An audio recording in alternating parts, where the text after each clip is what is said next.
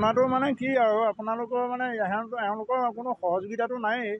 পাব্লিকক মানে অসুবিধা কৰাতহে এওঁলোক ব্যস্ত, বুজিছে নাই। এতিয়া ইয়াৰে এজন আমাৰ লগৰে আপোনাৰ কনজুমাৰ এজনক মানে ডিঙিত ধৰি পেলাই ভিতৰলৈ সোমোৱাই নিব খুজিছে।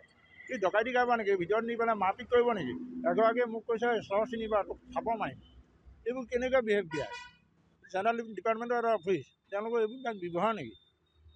এতিয়া মোৰ কালি এটা টাৰ্ম ডিপ'জিট আপোনাৰ মানে মেচিয়ৰ্ড হ'ল। তাৰপিছতে মই কৰিবৰ কাৰণে আহিলোঁ। আহি পেলাই আপোনাৰ মই এইটোহে কৰিব লাগে, সেইটোহে কৰিব লাগে, টেবুলত সময়ত মানুহ নাপাওঁ। এনেকৈ হাৰাচমেণ্ট। তাৰ ওপৰঞ্চি কিবা এষাৰ ক'লে তেওঁলোকৰ মানে জাং উঠাই আহে। এনেকৈ ধৰণে কেনেকৈ এটা অফিচ কেনেকৈ চলি আছে? প'ষ্টমাষ্টাৰো আপোনাৰ চকীত নাপাওঁ গ'লে। এনেধৰণে কেনেকৈ অফিচটো চলি আছে? ইমান গুণ্ডাগৰ্দি কেনেকৈ চলি আছে? সেইটো চৰকাৰে মন কাণ কৰিব লাগে, প্ৰশাসনে মন কাণ কৰিব লাগে। আজি ঘটনাটো মানে কি মোৰ লগত নহয় বাৰু, ঘটনাই বেলেগ এজনৰ লগত। তেওঁ সেই অতিষ্ঠ হৈ পেলাই মানে কিবা এটা ক'লে মানে এনেকৈ ডিঙিত ধৰি পেলাই বেয়া বেয়া কথা মাতি পেলাই ধৰি পেলাই ভিতৰলৈ লৈ গৈছে।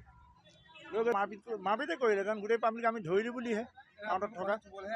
আমি পইচা থ'বলৈ আহিলেও মানে নিজৰ পইচা থ'বলৈ আহিলেও মানে হাৰাচমেণ্ট, উলিয়াবলৈতো বাদেই দিয়ক আৰু।